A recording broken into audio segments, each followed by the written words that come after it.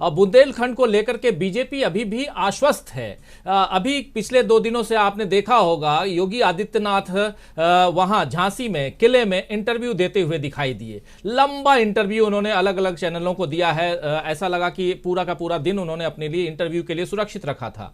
क्या वहां पर डेरा डालना योगी आदित्यनाथ का, खासकर वो जो पूरा का पूरा एरिया बुंदेलखंड का है, वहां से भी घबराहट की खबर आ रही है बीजेपी के लिए, जिस बारे में बीजेपी अभी तक आश्वस्त थी, पानी के संकट को लेकर के बात करती रही अभी तक। चूंकि आप लौट करके वहां से आए हैं, इसलिए भी जरा जानना चाहता हूं कि अब क्या परिस्थितियां हैं वहां पे। राजीव जी, बुंदेलखंड का वो इलाका जो पानी के लिए त्रस्त है, उसमें अभी चुनाव नहीं है। वो जो बांदा, महोबा, चित्रकूट वाला इलाका है, तीसरे चरण में वहां चुनाव नहीं है। लेकिन वहां पानी का सवाल योगी आदित्यनाथ ने भी कहा, अभी उन्होंने कुछ उसके बारे में चर्चा की कि पानी पहुंचाएंगे, ये करेंगे, वो करेंगे। कितनी बेशरम लोग हैं भाई। आपसे बता रहा, मैं इसी मंच पे शायद हमने कभी चर्चा की थी, जब मुख्यमंत्री बने थे तो उसके बाद ये गए थे वहां बुंदेलखंड के इलाके में, झांसी होकर के गए थे उस इलाके में। और इनके प्रशासनिक अधिकारियों ने, जो पाठा का पठारी इलाका है, उस जगह पे 2 तालाब हैं। वहां पे तालाब में सूखे रहते हैं, क्योंकि वो इलाका जो है रेन शैडो वाला एरिया है, पाठा का पठारी इलाका, जहां बारिश नहीं होती है। वहां पे हमने जब चर्चा की, देखिए ये सब बहुत सेंटिमेंटल इशू हो जाता है कि वहां पे औरतें जो है राजीव जी 5-5, 6-6 किलोमीटर दूर अपने सिर पे 2-2, 3-3 घड़े में पानी भर करके लेके आती हैं और एक गीत गाती है वहां पे, आग लगे रुखमा बदरी, सैया मर जाए न फूटे गगरी। आप इसकी कल्पना कर सकते हैं? वो कह रही है औरतें कि जो आसमान में बादल छाए हुए हैं उनमें आग लग जाए, क्योंकि ये बादल पानी तो बरसाते ही नहीं है। मेरा पति भले ही मर जाए लेकिन गगरी नहीं फूटने पाए। उस इलाके में योगी आदित्यनाथ गए थे, पूरे लाव लश्कर के साथ गए थे। उस तालाब को इन्होंने भरवा दिया था, पंपों से ला करके पानी ला करके उसको भरवाया। अखबारों, उनके साथ जो चैनल चल रहे थे, मीडिया के लोग चल रहे थे, अखबार वाले चल रहे थे, किसी ने खबर लिखी नहीं। एक अखबार ने संजोग से, उसके झांसी एडिशन ने, एक पूरा पन्ना चूंकि मुख्यमंत्री के बीच पर बनाया, उसने एक पन्ने पर लिख दिया, प्रशासन की नजरों से दिखा विकास, कल तक सूखा था आज लबालब हो गया। अब उसका असर हुआ। जो विज्ञापन जीवी अखबार, तो हमारे सारे विज्ञापन जीवी है, और वो अखबार तो ब्रह्मांड का सबसे बड़ा हिंदी का अखबार है। तो उसके मालिक के पास तुरंत पहुंचा मामला कि भाई आपके अखबार ने क्या छाप दिया है, बड़ी आलोचना हो रही है। तो पता चला कि नहीं साहब, वो तो झांसी के एडिशन में, एक उस लोकल एडिशन में छपा था एक पन्ने पर, बाकी तो कहीं छपा नहीं है वो। फिर बाद में किसी ने कहा कि अरे नहीं साहब, वो तो डिजिटल फॉर्म में भी था, ऑनलाइन न्यूज़पेपर जो है उसमें भी छपा था। तो ऑनलाइन तो पूरी दुनिया में हो जाता है। फिर उसकी नकेल कसी गई उस अखबार के मालिक की। नतीजा हुआ कि उस अखबार के मालिक ने, उस अखबार के संपादक ने, उस अखबार के उस पन्ने को ब्लर कर दिया। वो रिकॉर्ड है मेरे पास, अभी भी रखा हुआ है। अगर योगी आदित्यनाथ बुंदेलखंड के प्यासे लोगों के प्रति ईमानदार होते तो अपने अधिकारियों के खिलाफ कार्रवाई करते, जिन्होंने ला ला करके पंप भरवाया, पानी भरवाया। वहां पे जितनी मशक्कत करनी पड़ी, जितना पैसा लगाया गया वहां उस तालाब को पानी भरने के लिए, उसमें तो बहुत काम हो सकता था, बहुत सारी परियोजनाएं चल सकती थी, बन सकती थी। और 5 साल बाद आप कह रहे हैं कि हम पानी वहां पहुंचाएंगे। 5 साल आपने क्या किया? उसमें आपका दौरा तो हुआ था, हमको लगता है साल भर के भीतर ही हो गया था वहां का दौरा। 4 साल आप क्या करते रहे भाई? शर्म की बात, शर्मनाक बातें हैं राजीव जी की इस तरह से बात अगर आप कर रहे हैं। आप सोचिए कि आजादी के 70-75 साल बाद अगर कोई महिला इस तरह का गीत गाती है कि मेरा पति भले मर जाए ये गगरी नहीं फूटने पाए, इससे बड़ी शर्म की बात हो सकती है क्या? लेकिन है। तो ये सब बातें आप नहीं करेंगे। आप वही, चूंकि मालूम है आपको कि हम नारा देंगे हिंदुत्व वालों को, हिंदू सब एक हो जाओ, मुसलमानों पे अटैक करो, मुसलमान तुम्हारे ऊपर चढ़ जाएंगे, मुसलमान तुमको खा जाएंगे। जो 20% वाले, जैसा विजय शंकर जी समझा रहे थे, मुगल थे तब हिंदुओं को खतरा नहीं हुआ, हिंदुओं पर कोई खतरा नहीं हुआ। अंग्रेज थे, कोई खतरा नहीं हुआ। कांग्रेस की सरकार थी, हिंदुओं को कोई खतरा नहीं हुआ। अखिलेश की सरकार थी, हिंदुओं को कोई खतरा नहीं हुआ। लेकिन योगी आदित्यनाथ, नरेंद्र मोदी की सरकार है, हिंदू खतरे में, 20% लोग उस पर कब्जा कर लेंगे। क्या मजाक है? लोकतंत्र का ये उपहास है, संविधान का ये मजाक है। और इसका जवाब इस बार उत्तर प्रदेश की जनता देने वाली है, मतदाता देने वाले। जी, हमारे यहाँ पूर्वी उत्तर प्रदेश में, बिहार में कहावत है कि लड्डू लड़ी तो बुनिया झरी।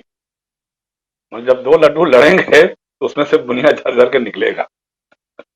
तो अब जाहिर सी बात है, जो आपस के लोग जो हैं एक साथ रहे हैं, स्टीयरिंग कमेटी के और सोकाल इनकी जो वर्किंग कमेटी रही उसके मेंबर्स ये लोग रहे हैं, संस्थापक सदस्य हैं, कुमार विश्वास, योगेंद्र यादव, आनंद कुमार, ये सारे लोग अरविंद केजरीवाल जी के साथ रहे हैं। तो अब वो गलत बोल रहे होंगे, ऐसा करना उचित नहीं होगा। ये तो देखिए सीधी सी बात है कि अरविंद केजरीवाल को साफ साफ बताना चाहिए कि हाँ भाई हमने ऐसा नहीं कहा है, या कहा है तो किस परिप्रेक्ष्य में, किस संदर्भ में कहा है। ये तो आपको पता। एक छोटी सी प्रतिक्रिया उनकी देखी मैंने कहीं की, उन्होंने कहा कि शायद वो विश्वास जो है वो हास्य कविता कर रहे होंगे, उसको लोगों ने गंभीरता से ले लिया है। भाई हास्य कविता कर रहे हैं या गंभीर कविता कर रहे हैं ये आप जानिए, आपका आपके सहयोगी जाने, साथी जाने, लेकिन जो कह रहे हैं उसको आप साफ साफ कहिए ना कि ना हमने ऐसा कुछ कहा ही नहीं था कभी। ये कहने में आपको क्या तकलीफ है?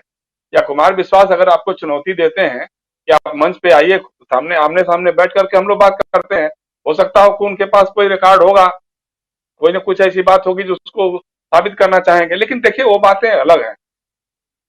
केजरीवाल जी के साथ क्या है कि अब जो जो बातें उन्होंने की उसके ठीक उलट उन्होंने काम किया। जितने उन्होंने वायदे किए, भाई हम हमारे जैसे लोग भी जब देखते थे कि भारतीय जनता पार्टी के सांप्रदायिक व विभाजनकारी राजनीति के खिलाफ केजरीवाल और उनकी आम आदमी पार्टी खड़ी हुई है, तो हम लोग उनके साथ में रहते, उनका साथ देते थे, क्योंकि कांग्रेस मरी हालत में रहती थी यहाँ पर, तो इसलिए विकल्प नहीं होता था। लेकिन आप सोचिए कि जन लोकपाल एक शब्द उभरा था, जो फर्जी बाबा है वो अन्ना हजारे, उसके जमाने में उड़ा था और केजरीवाल उसके सबसे बड़े वाहक बन रहे थे। आज जन लोकपाल शब्द उनके शब्दकोश से ही गायब हो गया, कोई चर्चा ही नहीं करता कभी भी जन लोकपाल के बारे में। भाई दिल्ली में आप एक जन लोकपाल बना देते, तो आपने तो किया नहीं। और पंजाब के बारे में देखिए, केजरीवाल जी का ये कमजोरी तो है, उनके मन में बार बार एक कुंठा रहती होगी कि साहब दिल्ली को पूरा अधिकार है नहीं, पूर्ण राज्य नहीं है, हम यहाँ कठपुतली सरकार बन जाते हैं जिसकी चाबी लेफ्टिनेंट गवर्नर के पास होती है, तो कोई एक हमको बड़ा राज्य मिल जाए। वो राज्य हरियाणा या पंजाब हो सकता है, क्योंकि हरियाणा के हैं वो, और पंजाब में उनकी पार्टी सबसे मजबूत रही है। आप सोचिए कि 2014 के विधान लोकसभा चुनाव में पूरे देश भर में सफाया हो गया था आम आदमी पार्टी का, लेकिन 4 सांसद जीत के आए थे पंजाब से आम आदमी पार्टी के। हालांकि वो लोग एकजुट नहीं रह पाए, उसमें से इधर के उधर कितने बिखर गए। फिर उसके बाद जब पिछला विधानसभा का चुनाव हुआ 2017 में, तो कहीं ना कहीं एक बार चर्चा हो रही थी, तो मनीष सिसोदिया मुखार बिंदु से निकल गया था, साहब केजरीवाल जी जैसा दिल्ली में कर रहे हैं वैसा ही पंजाब में करेंगे, कि मतलब अगर सरकार बनेगी तो केजरीवाल जी वहां के मुख्यमंत्री होंगे। जी तो जी अब ये बात, जयशंकर जी आपको रोकूंगा। मुख्यमंत्री चन्नी के पत्र पर गृह मंत्रालय का जवाब आया है। ये आम आदमी पार्टी और एसएफजे के संबंधों की जांच होगी। ये सिख फॉर जस्टिस जो है, और ये कल मैं भी थोड़ा ये रात में देख रहा था कि सिख फॉर जस्टिस जो ग्रुप है, अलगाववादी ग्रुप, खालिस्तान की डिमांड करने वाला ये ग्रुप, इसने कल ट्विटर पे भी हमने देखा था कि इसने आम आदमी पार्टी को समर्थन का एक पत्र जारी किया है, और उसी बात पर यहां जांच की बात हो रही है और जल्दी ही जांच के आदेश जारी होंगे, ये गृह मंत्रालय का कहना है। और ये पत्र, ये चिट्ठी लिखी थी चन्नी ने। ये जब हम इस वक्त केजरीवाल की बात करें, केंद्र सरकार ने कुमार विश्वास के आरोपों को भी गंभीर माना है, ये भी आ रहा है।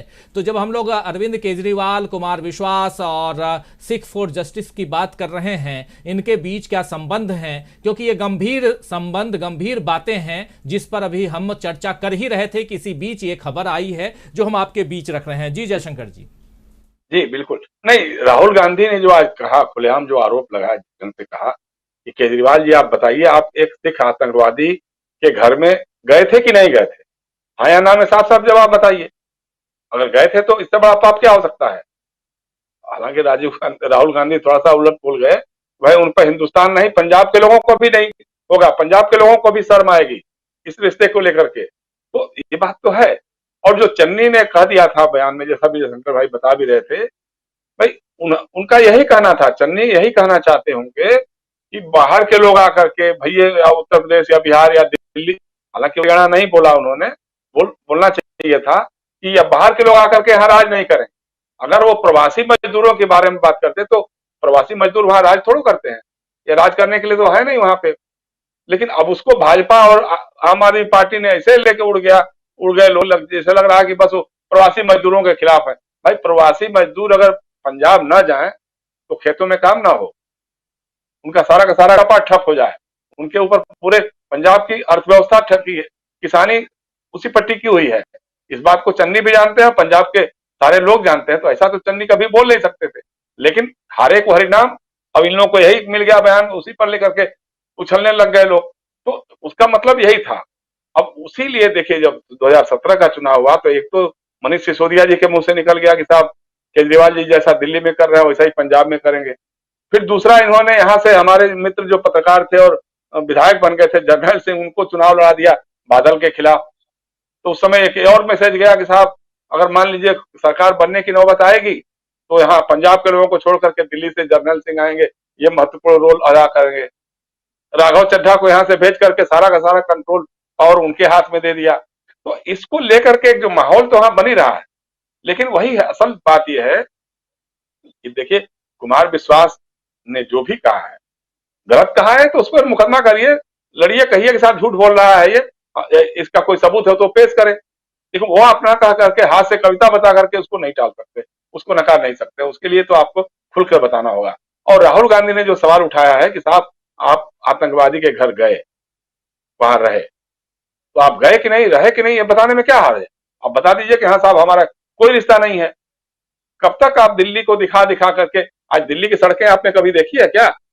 जो हालत हो गई है दिल्ली की सड़कों की, एक बार कभी काम हो गया, उसके बाद तो कभी कुछ उस पर कभी डामर, कभी सीमेंट, कभी लगने का कोई नाम नहीं ले रहा है।